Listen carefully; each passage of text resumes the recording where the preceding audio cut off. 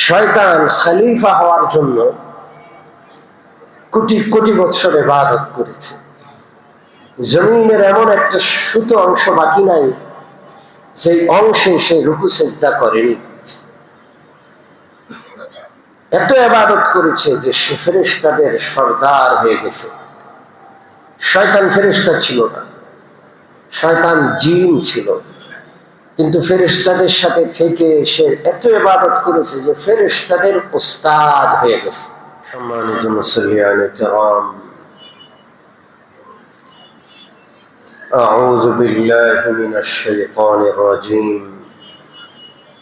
এই আয়াতটি নিয়ে আমাদের আলোচনা চলছে। সূরাতু আন-নাহলের ৯৮, ৯৯ এবং ১০০ নম্বর আয়াতে আল্লাহ তাআলা আমাদেরকে নির্দেশ দিচ্ছেন, যখন কোরআন পাঠ করো তখন শয়তান এর চক্রান্ত থেকে আল্লাহ তাআলার নিকট আশ্রয় প্রার্থনা করে নাও। ফাস্তাইজ, আল্লাহর কাছে আশ্রয় চাইতে হয় শয়তান থেকে।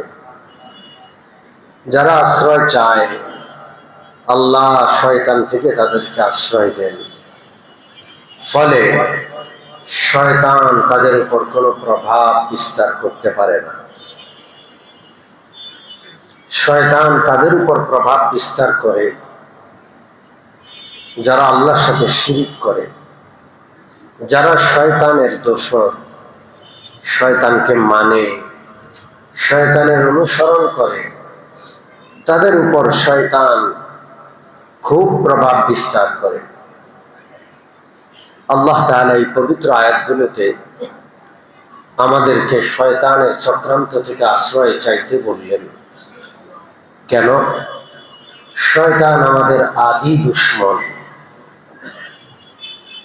মানবের সৃষ্টির আগে থেকেই শয়তান মানবের দুশমন। হযরত আদম আলাইহিসসালাতু ওয়াসসালামের সৃষ্টির আগে থেকেই তার সাথে শত্রুতা। এই শয়তান কোনোভাবেই চাচ্ছিল না যে আল্লাহ তাআলা আদম আলাইহিস সালামকে সৃষ্টি করেন, আল্লাহর খলিফা বানান। এটা শয়তান চাচ্ছিল না। খলিফা হওয়ার দাবিদার সে ছিল। এটা এমন একটা বিষয়, আল্লাহর খলিফা হওয়া এমন একটা মর্যাদা, এটা চেষ্টা করে তদবির করে আদায় করা যায় না। এটা আল্লাহর নির্বাচন। আল্লাহ যাকে দেবেন সে লাভ করবে, আল্লাহ যাকে দেবেন না কোটি বছর ইবাদত করেও সে সেটা পাবে না। শয়তান খলিফা হওয়ার জন্য কোটি কোটি বছর ইবাদত করেছে। জমিনের এমন একটা সুতো অংশ বাকি নাই সেই অংশে সে রুকু সেজদা করেনি। এত ইবাদত করেছে যে সে ফেরেশতাদের সরদার হয়ে গেছে। শয়তান ফেরেশতা ছিল না, শয়তান জিন ছিল, কিন্তু ফেরেশতাদের সাথে থেকে সে এত ইবাদত করেছে যে ফেরেশতাদের উস্তাদ হয়ে গেছে। তার ইবাদতের সামনে ফেরেশতারা নিজেদের ইবাদতকে তুচ্ছ মনে করত। সে মনে মনে ঠিক করে রেখেছে সে এখন আল্লাহর খলিফা হয়ে যাবে। কিন্তু আল্লাহ রাব্বুল আলামিনের ইচ্ছা ভিন্ন ছিল। মানবকে আল্লাহ তাআলা আল্লাহর খলিফা বানাবেন। এই জন্য হযরত আদমকে সৃষ্টি করে আল্লাহ খেলাফতের যোগ্যতা দান করে একটা মজলিসের আয়োজন করলেন। সেই মজলিসে আল্লাহ প্রমাণ করে দিলেন পরীক্ষা নিয়ে যে আল্লাহর খলিফা আদম, আর কেউ হতে পারে না। পরীক্ষায় যখন আদম পাশ করলে আল্লাহ তাআলা উপস্থিত সকলকে সিজদা করতে বললেন আদমকে সম্মান করার জন্য। وَإِذْ قُلْنَا لِلْمَلَائِكَةِ اسْجُدُوا لِآدَمَ فَسَجَدُوا إِلَّا إِبْلِيسَ। আমি যখন বললাম উসজুদু লিআদম, তোমরা সবাই আদমকে সিজদা করো, সবাই সিজদা করলো, এই গোটা জগৎ আদমকে সিজদা করলো। আল্লাহ, সেই সময় আল্লাহর সৃষ্টি জগতের মধ্যে আদম আলাইহিস সালাম শ্রেষ্ঠ। আদমকে সিজদা করতে আল্লাহ বললেন, নির্দেশ দিলেন। কাকে নির্দেশ দিলেন? আদমের পরে মর্যাদা হলো ফেরেশতার। সকল ফেরেশতাকে আল্লাহ নির্দেশ দিলেন, ফেরেশতারা যদি সিজদা করতে হয়, আল্লাহর বাকি সৃষ্টি জগতের উপরও এই নির্দেশ বর্তায়। এই জন্য ফেরেশতারাও সিজদা করলেন। শুধু ফেরেশতা নয়, গোটা সৃষ্টি জগৎ হযরত আদমকে সম্মান সূচক সিজদা করলেন। আল্লাহ, গোটা সৃষ্টি জগৎ। ইল্লা ইবলিস, একজন সিজদা করে নাই। সে কে? জোরে বলেন। এখানে উসজুদু লিআদামা, এই কথাটার মধ্যে অনেক বিশাল ব্যাখ্যা আছে। আমি আজকে একটু করে ব্যাখ্যা করব। আল্লাহ নিজেকে সিজদা করতে বলেননি, আদমকে সিজদা করতে বলেছেন। ইবাদতের উপযুক্ত একমাত্র কে? তো যিনি ইবাদতের উপযুক্ত, তিনি আদমকে সিজদা করতে কেন বললেন? জবাব হলো, এই সিজদা ইবাদতের সিজদা নয়, এই সিজদা হলো সম্মানের সিজদা। কারণ ইবাদত তো আদমের নয়, ইবাদত হবে একজনের। তিনি কে? ওয়ামা আরসালনা মির রাসূলিন ইল্লা নূহি ইলাইহি আন্নাহু লা ইলাহা ইল্লা আনা ফা'বুদুন। আল্লাহ রাব্বুল আলামিন বলেন, যত নবী যত রাসূল আমি পাঠিয়েছি, সকলের প্রতি একটাই নির্দেশনা ছিল, ইবাদত আর কারো হবে না, একজনের হবে। তিনি কে? তো আল্লাহ যে নির্দেশনা দিয়েছেন, এর বিপরীত নির্দেশনা আল্লাহ দিতে পারেন না। ইবাদত একজনের। তিনি কে? আদমের ইবাদত হবে না, কোন নবী রাসূলের ইবাদত হয় না। ইবাদত হয় একমাত্র কার? আল্লাহ। কোন নবীর কবরেও সিজদা করা যাবে না। যাবে? জোরে বলেন। ইবাদতের সিজদা কারো কবরে করা যাবে না। তো নবীর কবরে যদি সিজদা না করা যায়, কোন মাজারে, ল্যাংটার মাজারে সিজদা করা যাবে? জোরে বলেন। গত সপ্তাহে ল্যাংটার মাজারে বিশাল কি ছিল? ওরস ছিল। এক সপ্তাহ আগের ঘটনা। চাঁদপুরের মতলবের একটা এলাকায় ল্যাংটার মাজার আছে। কি আজব মানুষ না, এরা পশু, আল্লাহই জানে। লক্ষ লক্ষ মানুষ সারা বাংলাদেশ থেকে সেখানে ল্যাংটার কবরে যায়। ল্যাংটা মানুষকে আল্লাহর ওলি হতে পারে? কথা কয় না। সতর ঢাকা কি? জোরে বলেন। এই সতর ঢাকা ফরজ। এই ফরজকে যে ব্যক্তি অস্বীকার করবে সে কাফের। মুসলমান না কাফের? এই সতর ঢাকা ফরজ, এটাকে যে তাচ্ছিল্য করবে সে কাফের। ঠিক কিনা? সতর ঢাকা ফরজ, কেউ যদি মনে করে এটা ফরজ না, সেও কাফের। ঠিক কিনা? সতর ঢাকলে, সতর ঢাকা ফরজ, সতর না ঢাকলে কবিরা গুনাহ। সতর ঢাকা ফরজ মানে কিন্তু ঢাকে না, কবিরা গুনাহ। ফরজ না মানলে, ফরজ হিসেবে এই বিধানকে না মেনে অস্বীকার করলে কাফের। তো এই ল্যাংটা হয়তো কাফের ছিল, সতর ঢাকা সে মানত না, অথবা অন্তত পক্ষে সে ফাসিক ছিল। সতর ঢাকা ফরজ মানত কিন্তু নিজে ঢাকতো না। ফাসিক আল্লাহর ওলি হতে পারে? ফাসিক নাফরমান, সে আল্লাহর ওলি হতে পারে না। কবিরা গুনাহ যে প্রকাশ্যে করে সে কখনো আল্লাহর ওলি হতে পারে না। এই ফাসিক, এই দুষ্ট ল্যাংটাকে যারা, জানি না ও ল্যাংটা ছিল কিনা, না ল্যাংটা একটা নাম দিয়ে কবর একটাকে মাজার বানায় নিছে, আল্লাহই জানে। কথা কি বুঝে আসছে? এখন মাজার হওয়ার জন্য লাশর দরকার হয় না, একটা জায়গাকে উঁচু করে আপনি সেটারে মাজার বলে দাবি করেন, আর রাস্তার পাশে আপনি বসে যান, লাখ লাখ টাকা আসবে এখানে, বিনা পুঁজির ব্যবসা। ঠিক ঠিক না? সিজদা কার?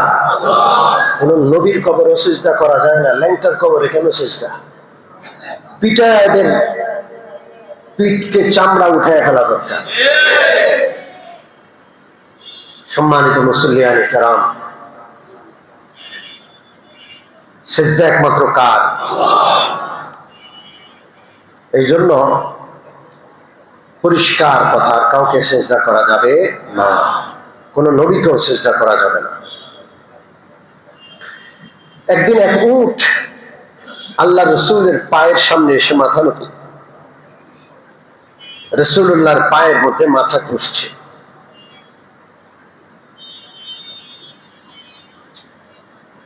আল্লাহ রসুল সাল্লাল্লাহু আলাইহি সাল্লাম বলছেন, এই উট তার মালিকের বিরুদ্ধে আমার কাছে অভিযোগ করছে। মালিক তাকে পরিশ্রম করায় কিন্তু খাবার দেয় না। এই কথা রাসূলুল্লাহ বলছেন, এমন সময় পিছনে পিছনে একজন লোক দৌড়ে আসলো আর বললো, ইয়া রাসূলুল্লাহ, এটা তো আমার উট, উটটা হারিয়ে গেছে, আমি তালাশ করতে করতে আসলাম। রাসূলুল্লাহ বললেন, তুমি মালিক? হ্যাঁ। নবীজি বললেন, তোমার বিরুদ্ধে নালিশ করছে উট। লোকটি বলল, ইয়া রাসূলুল্লাহ, কি বলে? রাসূলুল্লাহ বললেন, তুমি তাকে পরিশ্রম করাও আর ঠিকভাবে খাবার দাও না। সাহাবী ছিলেন, মাথা নিচু করে ফেললেন, স্বীকার করলেন, ইয়া রাসূলুল্লাহ। রাসূলুল্লাহ বললেন, উটটা বুড়া হয়ে গেছে, বয়স হয়ে গেছে, আগের মতো পরিশ্রম করতে পারে না, তুমি উটটা আমাকে দিয়ে দাও, আমার কাছে বিক্রি করে দাও। লোকটা বলে, ইয়া রাসূলুল্লাহ, বিক্রি করবো না, আমি আপনাকে হাদিয়া করে দিলাম। রাসূলুল্লাহ উটটাকে ছেড়ে দিলেন, মুক্ত করে দিলেন। উটটা চলে যায়, পিছনের দিকে তাকায় আর ডাক দিয়ে উঠে। রাসূলুল্লাহ আমিন বলেন, আবার ডাক দেয় আমিন, আবার ডাক দেয় আমিন। তিনবার উটটা ডাক দেয়, রাসূলুল্লাহ তিনবার আমিন বলেন। সাহাবারা বললেন, ইয়া রাসূলুল্লাহ, উটের ভাষা আমরা বুঝি না, উট আপনার সামনে মাথা নত করে নালিশ করে, উট হাঁক দেয়, আপনি আমিন বলেন, উটের ভাষা আমরা বুঝি না, আপনার সামনে মাথা নত করে অভিযোগ করেছে, আপনি আমাদের অভিযোগের কথাটা বলেছেন।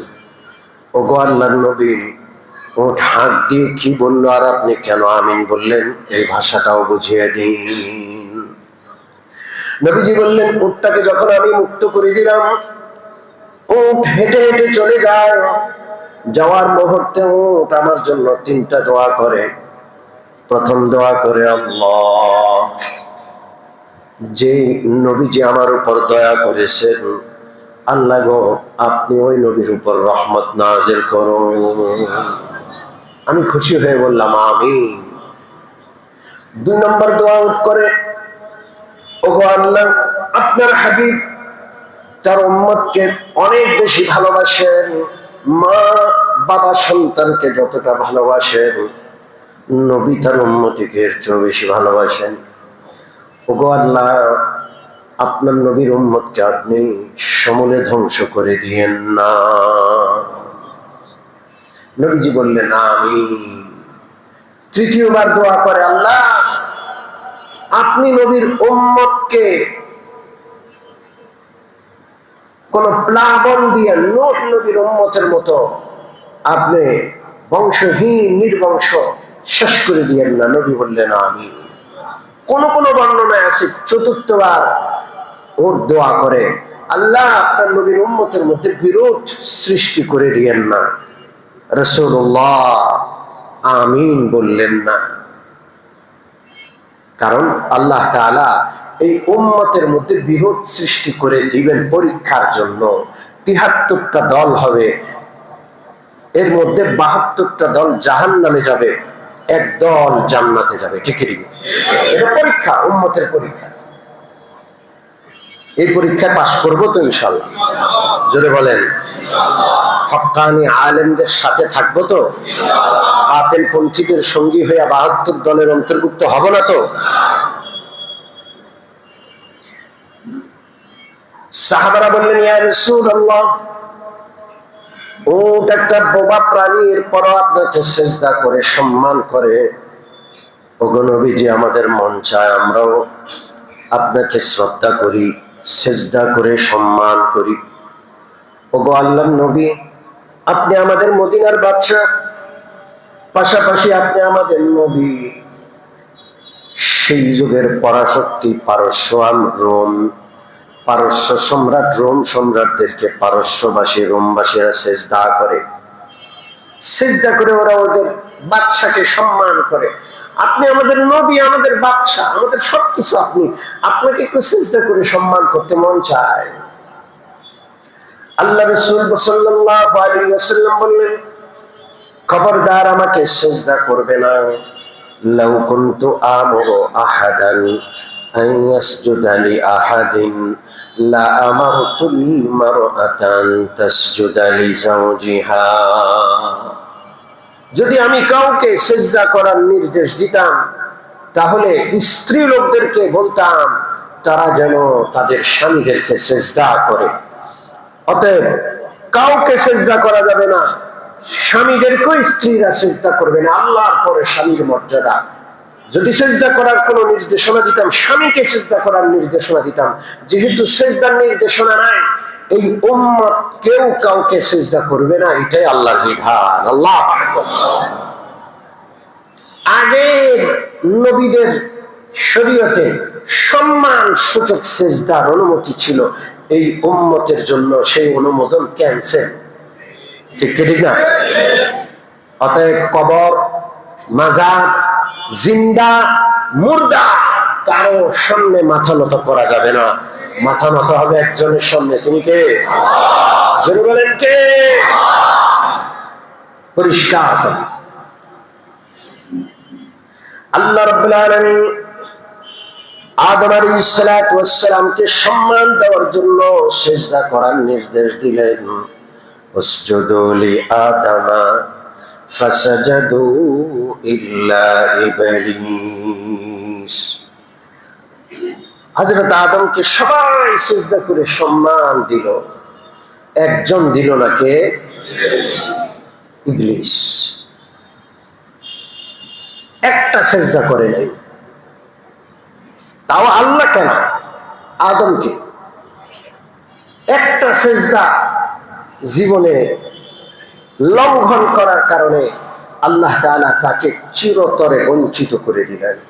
ঠিক ঠিক, চিরজীবনের জন্য জান্নাত থেকে বের করে দিলেন। বলেন তো, 5 ওয়াক্ত নামাজের মাধ্যমে আমরা কাকে সিজদা করি? নির্দেশ দিচ্ছেন কে? 5 ওয়াক্ত নামাজে শুধু ফরজে 17 রাকাতে কয়টা সিজদা? প্রত্যেক রাকাতে 2টা করে হলে 34টা।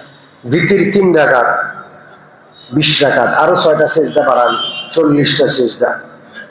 সুন্নত 12 রাকাত, সুন্নত কয় রাকাত? 32 রাকাত, সব মিলে 20 রাকাত সুন্নত ফরজ ভিতর, আর 12 রাকাত কি সুন্নতে মুআক্কাদা। তো 32 রাকাতে 64টা সিজদা। প্রতিদিন কয়টা? সুন্নতে মুআক্কাদা আর ফরজ ভিতর। যে ব্যক্তি 64টা সিজদা প্রতিদিন ছাড়বে, তার কি অবস্থা? যে ব্যক্তি নামাজই পড়ে না, তার কি হাসর হবে? যে ব্যক্তি নামাজ দেখতে পারে না, নামাজীদের পছন্দ করে না। এক ড্রাইভার এসে আমাকে বলল, হুজুর আমি এক চাকরি করি, মালিকে ফোন দিছে, আমি বললাম যে একটু নামাজ পড়তে আসছি। মালিকে প্রচন্ড রেগে গেল যে তোরা কি আমি নামাজের জন্য রাখছি? আমার এখানে চাকরি করতে হলে নামাজ কালাম চলবে না। কথা কি বুঝতে পারছেন? নামাজ কালাম, আমি কোনো নামাজি ড্রাইভার রাখবো না। প্রকাশ্যে। ওই ড্রাইভার চাকরি ছেড়ে দিল, আমার কাছে এসে বললো, হুজুর কি করব? আমি বললাম, আল্লাহ আপনার ব্যবস্থা করবে। যেদিন ছাড়লো এর পরদিন সকালে চাকরি হয়ে গেছে আরেকটা। কত বড় দুষ্ট লোক! সে নাকি জুমার নামাজও পড়ে না, মানে এমনি নামাজ তো পড়েই না, জুমার নামাজও পড়ে না, নামাজি লোক দেখতেই পারে না। বলেন কি অবস্থা? এটা উত্তরের কথা বললাম। আমি বললাম তাকে, ড্রাইভারকে, যে আপনি আমার কাছে ঠিকানা দিবেন এবং ফোন নম্বর দিবেন, আমি দেখা করব, তার সাথে বুঝাবো। কারণ আমি তো কখনো যাই নাই, আমার রাগ হয়। তো রাগ করবো কেন? আমি কি তার কাছে গিয়ে বুঝাইছি কখনো? আমি তার কাছে যাব, তার সাথে সম্পর্ক করব, তাকে নামাজের দাওয়াত দিব। আমাদের দায়িত্ব আছে না নাই? সম্মানিত উপস্থিতি, একটা সেজদা না করে ইবলিশ হয়ে গেছে, চিরতরে জাহান্নামী হয়ে গেছে, জান্নাত থেকে বিতাড়িত হয়ে গেছে। আর যারা সেজদা করে না, আল্লাহকে সেজদা করে না, তাদের কি অবস্থা? আল্লাহ রাব্বুল আলামিন হযরত আদমকে সেজদা করতে বললেন, আমাদেরকে অন্য গায়রুল্লাহকে সেজদা করতে বলেন নাই। যত জায়গায় সেজদার কথা সব আল্লাহকে। ইয়া আইয়ুহাল্লাযীনা আমানু রুকউ ওয়াসজুদু ওয়া'বুদু রাব্বাকুম ওয়াফআলুল খায়রা লাআল্লাকুম তুফলিহুন। ও ইমানদার বান্দারা, তোমরা তোমাদের প্রভুর ইবাদত করো, তাকে রুকু করো, তাকে সিজদা করো, কল্যাণের কাজ করো, তাহলে তোমরা সফল হবা। যার জীবনে সিজদা নাই, ওর জীবনটা ব্যর্থ। ইবাদত নাই মানে ওর জীবন ব্যর্থ। ও কোটিপতি হতে পারে, বাড়ি গাড়ির মালিক হতে পারে, এগুলো দিয়ে সফলতা নয়। সফলতা রুকু, সিজদা, ইবাদত দিয়ে। ঠেলাওয়ালা, রিক্সাওয়ালা, দিন মজুর, অভাবী, এক বেলা খেয়ে দুই বেলা না খেয়ে কাটায়, রুকু আর সিজদাওয়ালা যদি হয়, ওর অভাবের মধ্যে ও সফল। পরিষ্কার কথা। পবিত্র কোরআনের যতবার সিজদার কথা আমাকে আপনাকে আল্লাহ নির্দেশ করছেন, আল্লাহকে সিজদা করার জন্য, অন্য কাউকে নয়। কাকে? ওয়ারকাউ মা'র-রাকিঈন ওয়া কুম মিনাস সাজিদিন ওয়া'বুদ রাব্বাকা হাত্তা ইয়াতিয়াকাল ইয়াকিন। সব সিজদার যত নির্দেশনা, সব কার জন্য? আল্লাহর জন্য। এই জন্য সিজদা না করলে ইসলাম থাকে না। সিজদা না করলে কি থাকে না? ইসলাম থাকে না। সম্মানিত উপস্থিতি, আমি দুই চারটা হাদিস পড়ে আলোচনা শেষ করব। সিজদা নাই মুসলমান না। তিরমিজি, নাসাঈর হাদিস। আল্লাহ রাসূল সাল্লাল্লাহু আলাইহি ওয়াসাল্লাম বলেন, আল আহদুল্লাযী বাইনানা ওয়া বাইনাহুমুস সালাত ফামান তারাকাহা ফাকাদ কাফার। প্রত্যেকের একে অপরের সাথে একটা চুক্তি আছে, আছে না নাই? দেশে আমি আছি, আমি কোনোদিন দেশের কোনো চুক্তিতে স্বাক্ষর না করলেও একটা নাগরিক হিসাবে রাষ্ট্রের সাথে একটা চুক্তি গোপনে আছে না নাই? সেটা মাঝে মাঝে লেখায় আসে, দেশের সমস্ত আইন আমি মানিয়া চলিব, দেশ বিরোধী কোনো কাজে আমি জড়িত হইব না, এই বিষয়গুলো আছে না নাই? আপনি স্বাক্ষর করেন বা না করেন, আপনি দেশের নাগরিক মানে দেশের সাথে আপনার একটা কি আছে? চুক্তি আছে। আল্লাহর হাবিব সাল্লাল্লাহু আলাইহি ওয়াসাল্লাম বলেন, আমার উম্মতির সাথে, আমার সাথে, আল্লাহর বান্দার সাথে আল্লাহর সাথে একটা চুক্তি আছে, সেটা হলো নামাজ। ফামান তারাকাহা ফাকাদ কাফার। যেই ব্যক্তি নামাজ ত্যাগ করলো সে যেন কাফের হয়ে গেল। সিজদা নাই, ইসলাম নাই। সেজদা আছে, ইসলাম আছে। সেজদা নাই, নামাজ নাই, ইসলাম নাই। সেজদার নামাজ আপনার আমার জন্য আলো হবে, সেজদা নাই, নামাজ নাই, জিন্দেগি অন্ধকার, আখিরাত অন্ধকার। আল্লাহ রাসূল বলেন, মান হাফাযা আলাইহা কানাত লাহু নূরান ওয়া বুরহানান ওয়া নাজাতান ইয়াউমাল কিয়ামা। যে ব্যক্তি সিজদার হেফাজত করবে, নামাজের হেফাজত করবে, নামাজ তার জন্য আলো হবে, নামাজ তার জন্য দলিল হবে, নামাজ তার জন্য আখিরাতে মুক্তির সনদ হবে। এই দুনিয়ার ক্ষমতা, টাকা পয়সা ওপারে কোনো কাজে লাগবে? জোরে বলেন। বাংলাদেশ থেকে টর্চ লাইট কিনে 100টা টর্চ লাইট কবরের ভিতরে দিলে আলো, সেখানে আলো হবে? জোরে বলেন। নূরান ওয়া বুরহানান ওয়া নাজাতান ইয়াউমাল কিয়ামা। শুধুমাত্র নামাজ আলো হবে কবরের অন্ধকারে, নামাজ হাসরের ময়দানের অন্ধকারে আলো হবে, হাসরের দিন দলিল হবে। আপনি জাগার মালিক, দলিল লাগবে না? লাগবে না? কথা কয় না। আমরা জান্নাতের মালিক, ইনশাআল্লাহ বলেন। সেই জান্নাতের দলিল হলো নামাজ। জান্নাতের চাবি হলো কি? নামাজ। এটা হলো দলিল। আপনি বেনামাজি, টাকা পয়সা ক্ষমতা কোনো কাজে আসবে না।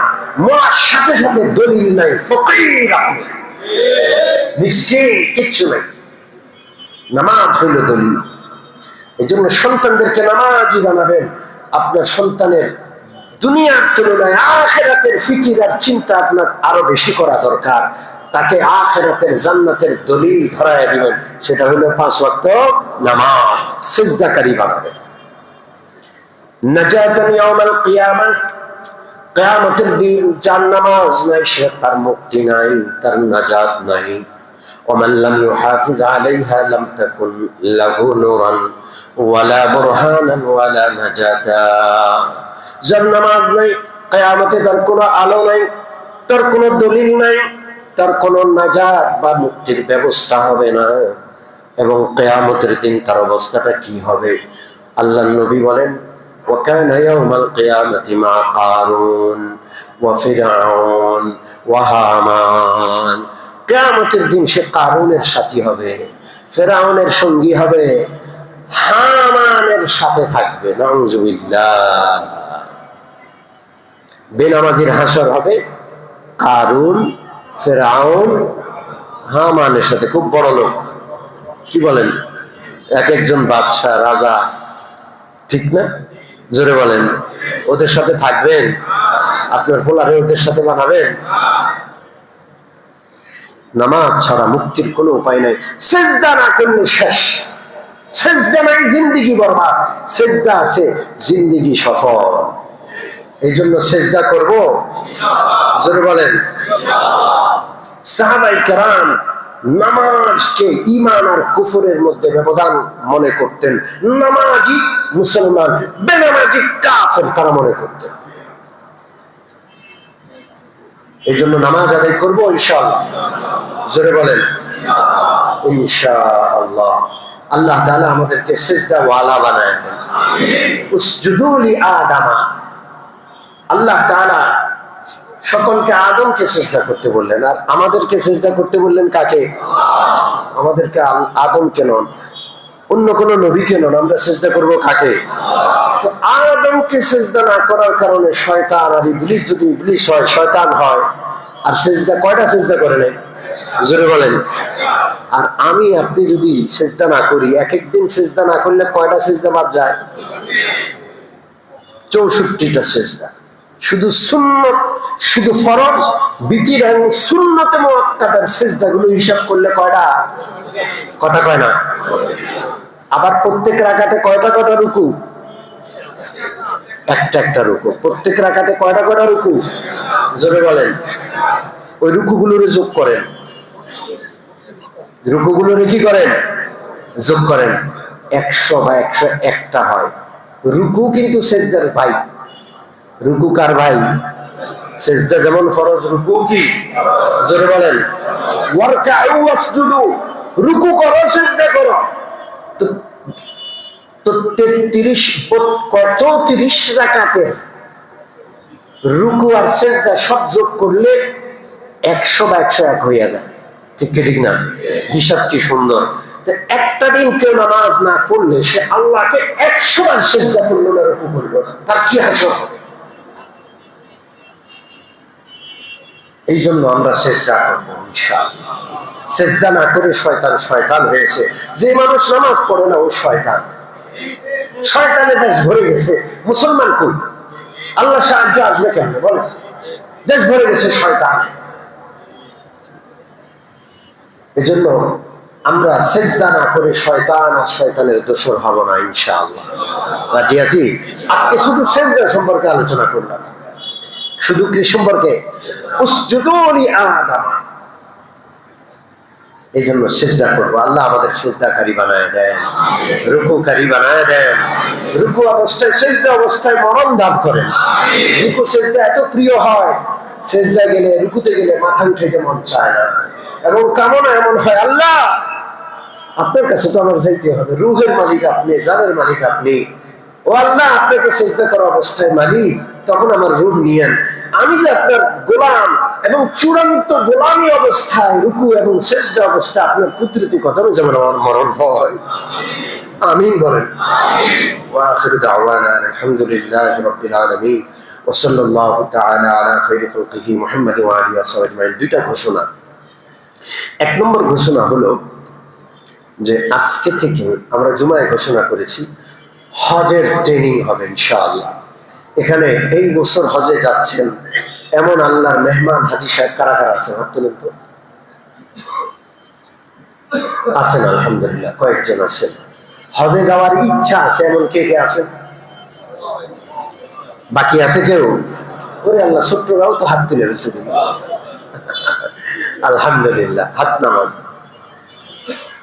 কমপক্ষে 1 সপ্তাহ হজের ট্রেনিং হবে, প্রতিদিন বাদেশা, এবং প্রত্যেক দিন এক একজন আলেম এসে হজ সম্পর্কে আলোচনা করবেন। প্রত্যেক দিন এক একজন আলেম এসে আমরা হজের ট্রেনিং করবো ইনশাআল্লাহ। আমিও আগামী কয়েকটা জুমা পবিত্র হজ সম্পর্কে আলোচনা করবো ইনশাআল্লাহ। তো আপনারা হজের ট্রেনিং এ বসবেন, ঠিক আছে ইনশাআল্লাহ। তো আজকে আমরা বিসমিল্লাহ করলাম। এখানে জুমাতে একটু করে আলোচনা করছি, হজের আলোচনাই ছিল প্রথমটা, আল্লাহর মহব্বতের আলোচনা, সেটা হজ প্রসঙ্গই। ইনশাআল্লাহ আগামীকাল থেকে, আজকে যেহেতু তাফসীর হয়েছে, আজকে আমাদের মুহতারাম ইমাম সাহেব হুজুর অন্য জায়গায় তাফসীর করছেন, এই জন্য আজকে আমরা বিসমিল্লাহ করলাম আর কি। ইনশাআল্লাহ আগামীকাল থেকে নিয়মিত এক এক দিন এক একজন বড় বড় আলেম এসে তাফসীর হজের প্রশিক্ষণ দিবেন। আমরা যারা হজে যাব তারা তো থাকবোই, যাদের ইচ্ছা আছে বললেন তারাও কিন্তু থাকবো। কথা বুঝেন নাই? টাকা দিয়া হজ হয় না, আল্লাহ যদি না চান। ঠিক কি ঠিক না? যেহেতু হজের আলোচনা, ছোট্ট একটা কথা শুনাই। গত রমজানের মাসখানেক আগে এক লোক মারা গেল উত্তরায়, 105 বছর বয়স। কয় বছর? কি বুঝানোর জন্য বলছি, আল্লাহ না চাইলে হজ হয় না। 105 বছর বয়স। ওনার স্ত্রী মারা গেছে আরো 1 বছর আগে। স্ত্রীর বয়সও তাইলে 100-র কাছাকাছি। স্বাভাবিক কি স্বাভাবিক না? কত ধনী মানুষ ছিলেন। তিনি রিটায়ার্ড করছেন, 50 বছর হয়ে গেছে। রিটায়ার্ড করছেন কয় বছর হয়ে গেছে? 105 বছর বয়সে মারা গেছেন। আর চাকরি জীবনে তিনি চাকরি করছেন, তিনি চিড়িয়াখানা এবং বোটানিক্যাল গার্ডেনের প্রধান ছিলেন সেই যুগে। 50 বছর আগের কথা বলছি। সেই যুগে কত ধনী মানুষ, সরকারিভাবে কত প্রতিষ্ঠিত চাকরি। উত্তরার মতো জায়গা, তার বাড়ি আছে, গাড়ি আছে, বিশাল বড় বাড়ি। তার 3টা মেয়ে, একটা ছেলে, সবাই আমেরিকান নাগরিক। কথা কি বুঝতে পারছেন? অনেক বড় বড় শিক্ষিত। ছেলেটা বুয়েটের প্রফেসর ছিল, এখন সেখানে একটা ইউনিভার্সিটির প্রফেসর। কত বড় শিক্ষিত! এই মৃত মানুষটা, এই মরহুম মানুষটা হজ করে নাই। কিসের অভাব ছিল বল? 105 বছর হায়াত পেয়েছে, কিসের অভাবে হজ করে নাই? টাকা পয়সা ছিল না, সময় ছিল না, সুযোগ পায় নাই। 105 বছরে সে হজ করতে পারে নাই, মরে গেছে অসাধ। তো তার বাচ্চাদেরকে কত প্রতিষ্ঠিত বানাইছে, কত বড় শিক্ষিত! দেশের সীমা ছাড়াইয়া আমেরিকার জগতে তারা প্রতিষ্ঠিত, ইউনিভার্সিটির শিক্ষক, এখানে বুয়েটের শিক্ষক ছিল।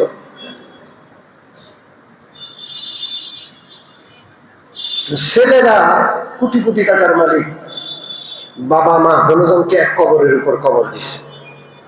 মায়ের কবরের উপর বাবার কবর, উত্তরায় সেক্টর 12 কবরস্থান। এখন সরকার কবরের জায়গা চড়া মূল্যে বিক্রি করে। 25 বছরের জন্য বিক্রি হবে একটা কবরের জায়গা 80 লক্ষ টাকা। ছেলে আমেরিকায় বসে বাপ মার কবর সংরক্ষণের জন্য কবরের জায়গা কিনতে রাজি 80 লাখ টাকা দিয়ে। কথা কি বুঝতে পারছেন?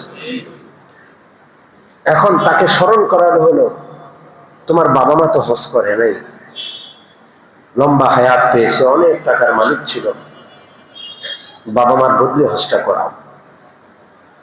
বাবা মার বদলে হজ করাইতে রাজি না, কবরের জায়গা কিনতে রাজি 80 লাখ টাকা দিয়া, বাবা মার বদলে হজ করাইতে কিনা রাজি না। হজ এটা কপালের ব্যাপার, টাকা দিয়াও হয় না, 105 বছর হায়াত দিয়াও হয় না। পোলাপাইন বুয়েটের শিক্ষক, বুয়েটের প্রফেসর, আমেরিকার ইউনিভার্সিটির বড় মাপের প্রফেসর, তাও হজ নসিবে হয় না। বিশাল নসিব লাগে। আমি তাকে বুঝাচ্ছি যে আপনি আপনার বাবা মার হজের ব্যবস্থা করেন। সে কয় না, আমরা তো ওমরা করছি, বাবার নামে ওমরা করে ফেলছি, হজ মানে আর হজ লাগবে না। ওনারা কোনো এক সময় উমরায় গেছে, বাবার নামে ওনারা নিজেরা হজ করে না, কোনো এক সময় উমরায় গেছে, বাবার নামে উমরা করছে আর কি, এখন আর হজ লাগবে না।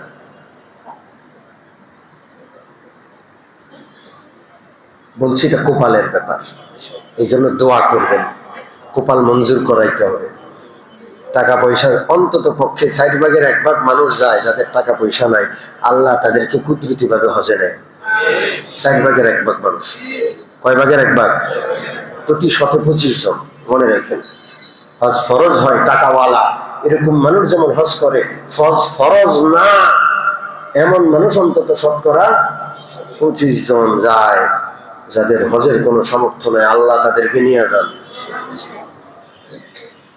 এই জন্য হজের ট্রেনিং এ বসবেন, পাসপোর্ট বানায় ফেলবেন। টাকা নাই, পাসপোর্ট বানানোর টাকা আছে, পাসপোর্টটা বানায় আল্লাহর কাছে পাসপোর্ট ধরে দোয়া করেন, আল্লাহ আমি তো যুদ্ধ পারছি, উদ্ধার করছি, আপনি একটু ডাক দেন, আপনি আমরা আপনার ঘরের মেহমান বানায় আনেন। করবো ইনশাআল্লাহ। এটা একটা আবেগ, এটা একটা মায়া, একটা মহাব্বত আল্লাহর জন্য, আল্লাহর ঘরের জন্য। ঠিক আছে ইনশাআল্লাহ।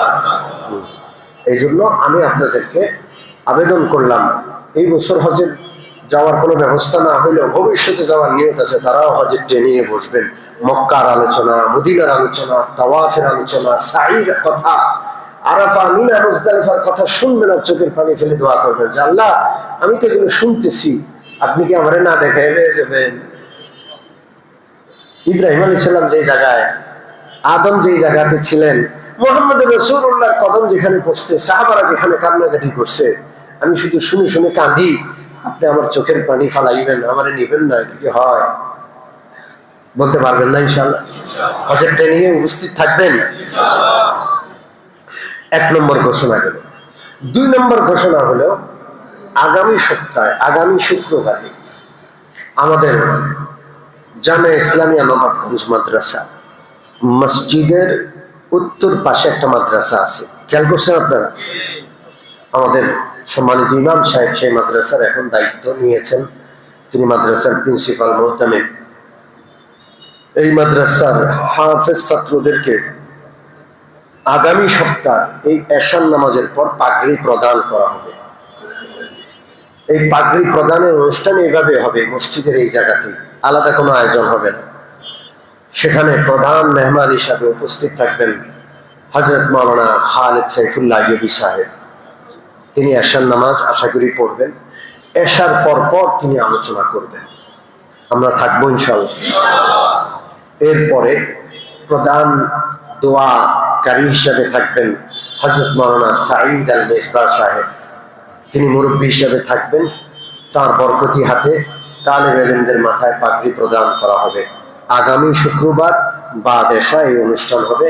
আমরা সকলে আসবো, অন্যদেরকে দাওয়াত দিয়ে আনবো ইনশাআল্লাহ। রাজি আছি ইনশাআল্লাহ? আল্লাহ কবুল করেন।